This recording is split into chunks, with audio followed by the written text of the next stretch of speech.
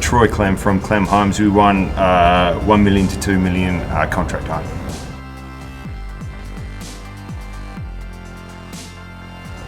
After seeing the 13 entries that went up, very flattered and grateful, because there was a lot of competition. So really happy.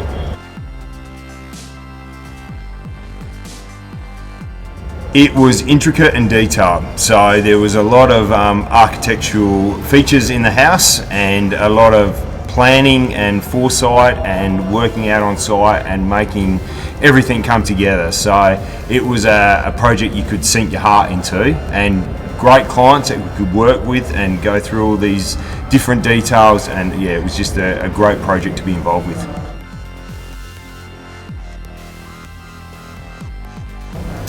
I think the overall finish on the house was as good as you'll see in Adelaide.